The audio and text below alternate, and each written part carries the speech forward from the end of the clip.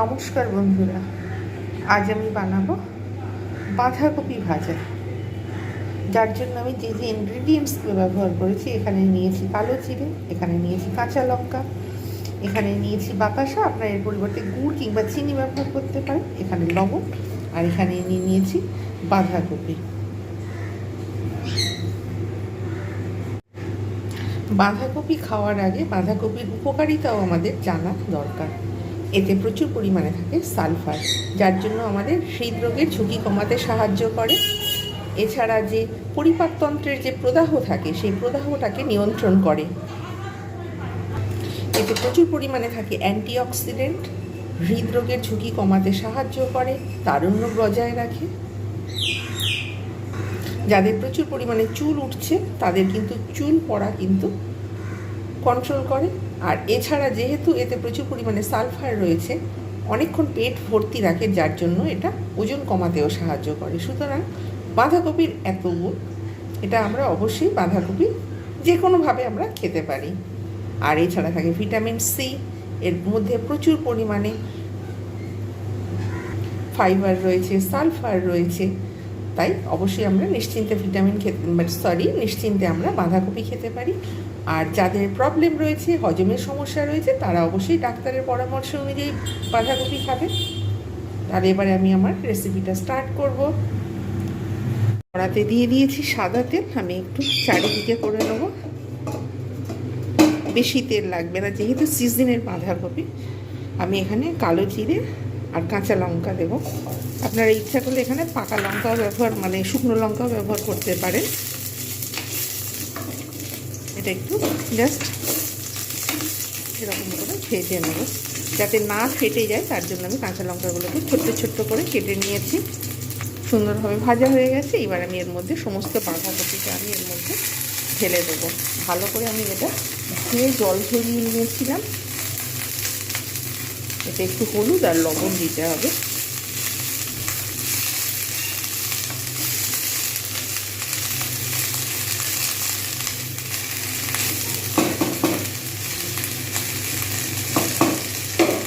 আমি এটা একটু ঢাকনা দিয়ে রেখে দেবো। ঠিক সময়ে হলুদ আর লবণ দিয়ে দেবো। জাস্ট আমি 1 মিনিট ঢাকনা দিয়ে রেখে দিয়েছিলাম, আঁচ কমিয়ে। শীতের সময় বলে ঢাকনাটাকে ধরা যাচ্ছে, গরমকাল হলে ধরা যেত না খালি হাতে।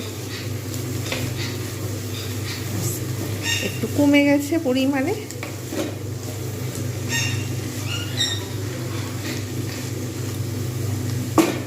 এবার আমি এতে দিয়ে দেবো পরিমাণ মতো হলুদ। হলুদটা আমি তখন দেখাইনি। এবার আমি এতে দিয়ে দেবো পরিমাণ মতো লবণ।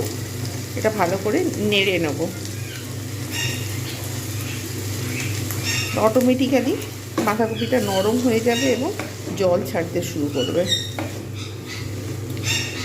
প্রথমে আমি এমনি 1 মিনিট ঢাকনা দিয়ে দিয়েছিলাম, একটু তরকারটাকে একটু ভেজে নিয়ে তারপর আমি লবণ হলুদ দিই। এতে টেস্ট ভালো হয়। ডাইরেক্ট কিন্তু লবণ হলুদ চচ্চড়ির ক্ষেত্রে দেওয়া যেতে পারে, কিন্তু ভাজার ক্ষেত্রে এখানে আমি প্রথম দিইনি।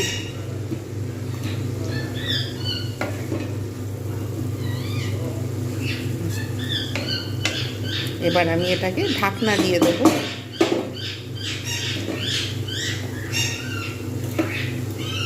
অটোমেটিক্যালি কিন্তু শীতের বাঁধাকপি বলে জল ছাড়তে শুরু করবে, এতেই ভাজা হয়ে যাবে, এমনি ভাজা হবে। 3 মিনিট পর আমি ফিরে এলাম।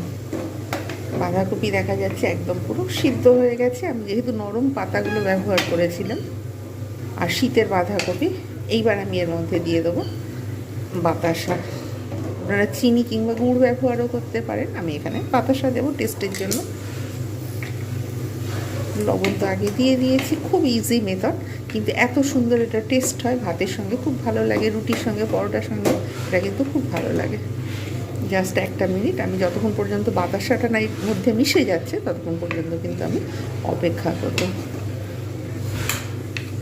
এটা কিন্তু খুবই অল্প তেলে এটা কিন্তু তৈরি করা যায়। বেশি তেলও লাগে না, যে অনেক তেল লাগছে তা কিন্তু নয়। আমি আবার একটু ঢাকনা দিয়ে দেবো বাতাসাটা যাতে এতে মেল্ট হয়ে যায়। বাতাসা একদম পুরো এতে দেখা যাচ্ছে মেল্টও হয়ে গেছে। আর একদম পুরো এটাকে ড্রাই করে নেব। খুব সুন্দর একটা যখন স্মেল আসবে, ভাজলে একটা খুব সুন্দর স্মেল আসে, ঠিক সেই সময় একদম পুরো শুকনো করে নামিয়ে নেব।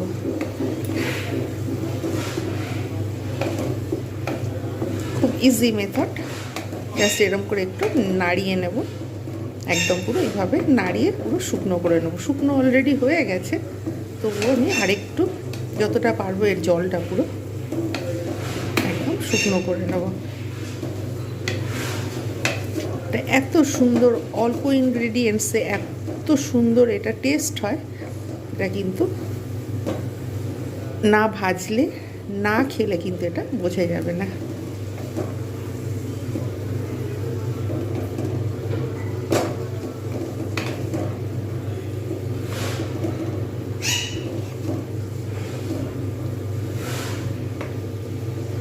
এভাবে একটু শুকনো করে নেবো, জাস্ট, আর কিছু না।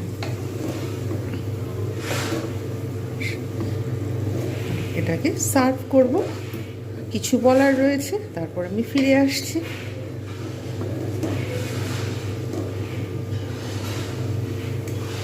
এটা অলরেডি হয়ে গেছে, একদম পুরো ড্রাই করেই নামিয়ে নেব।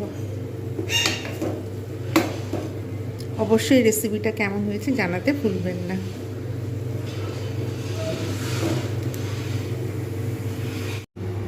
তৈরি হয়ে গেল বাঁধাকপি ভাজা, শীতকালের বাঁধাকপি। এটা কিন্তু অসম্ভব লোভনীয় এবং সুস্বাদু, আর এটা অল্প ইনগ্রিডিয়েন্টসে এত ভালো লাগে বলা যাবে না। আর বাঁধাকপির তো প্রচুর উপকারী গুণ রয়েছে, আমি সবই বলে দিলাম। সুতরাং রেসিপিটা অবশ্যই বাড়িতে ট্রাই করবে, কেমন হয়েছে জানাতে ভুলবেন না। আর ভালো লাগলে লাইক, কমেন্ট, শেয়ার এবং সাবস্ক্রাইব করতে ভুলবেন না। যারা যারা সাথে রয়েছেন তাদের অসংখ্য ধন্যবাদ, আর যারা যারা ভিডিও সাবস্ক্রাইব করেছেন তাদের অসংখ্য ধন্যবাদ। প্রত্যেকে সঙ্গে থাকুন, ভিডিও বানাতে উৎসাহ করুন এবং ভিডিওটা স্কিপ করে দেখবেন না। আর এতক্ষণ আমার সঙ্গে থাকার জন্য আমার তরফ থেকে জানাই অসংখ্য ধন্যবাদ। Bye bye and take care.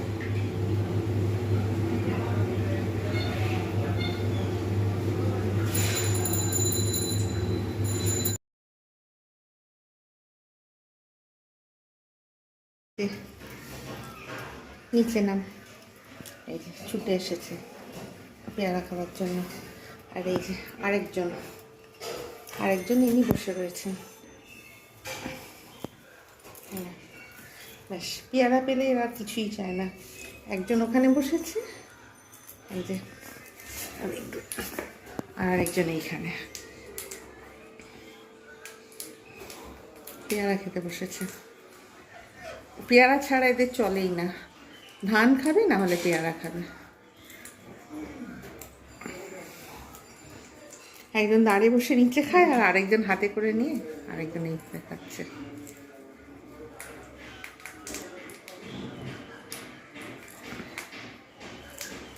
আর এই একদম এখানে বসে। এটা ছোট্ট পাখি, এটার নাম টিয়া, আর বড় পাখিটার নাম গঙ্গারাম।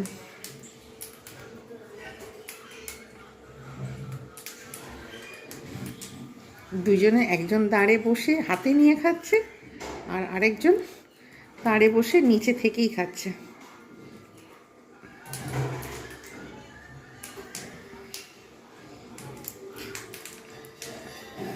সবসময় খাঁচাতেই রাখা হয়, বাইরে বের করা হয় না, নাহলে এদের গায়ে পালক উঠে যাবে, যার জন্য খাঁচাতেই থাকে। খুব পোষ মানা, আর এরা মোটামুটি প্রায় 26 বছর ধরে রয়েছে। এইটা একদম ছোট্ট অবস্থায় এনেছিলাম, আর ওটা একটু বড় ছিল। দুজনের মধ্যে বন্ডিং খুব ভালো, কিন্তু দুজনে মিলে একসঙ্গে রাখলে মারপিট শুরু করে দেয়, যার জন্য দুটো আলাদা আলাদা রাখা হয়।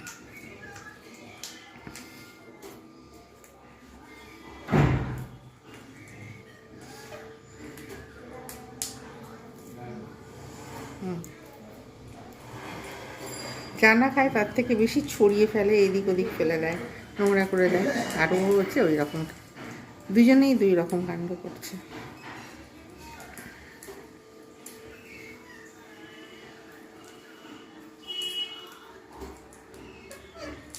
একজন ওদিকে ফিরে আর একজন এদিকে ফিরে, দুজন দুদিকে। ধান দিয়ে দিয়েছি, এবারে একটু ধান খেতে শুরু করেছে। ধান পেয়ারা অল্টারনেট করে, একবার ধান একটু পেয়ারা। আর আরেকজন, তাকে ধান দিয়েছি, তার কোনো তেল তোল নেই, সে কিন্তু পেয়ারাটাই খেয়ে যাচ্ছে, ওর পেয়ারাটাই পছন্দ, ধান পছন্দ নয়। আর এর পেয়ারা পছন্দ, এ পেয়ারা খাচ্ছে, একবার ধান খাচ্ছে একটু পেয়ারা খাচ্ছে।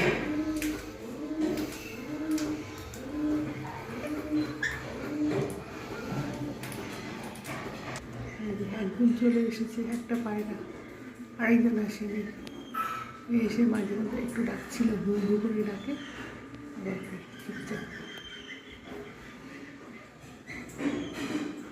যখন ইচ্ছা হয় চলে আসে, আবার যখন ইচ্ছা হয় চলে যায়। মাঝে মাঝে দুজনে আসে, মাঝে মাঝে একা আসে, এখন এই একা এসে পড়েছে।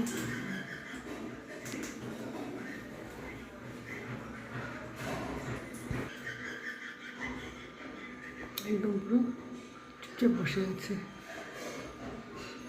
একটু রেস্ট নেবে, চারিদিক থেকে ঘুরে এসে ওর একটু রেস্ট দরকার এখন। এই যে রাত্রেবেলায় প্রচুর কুয়াশা পড়ছে।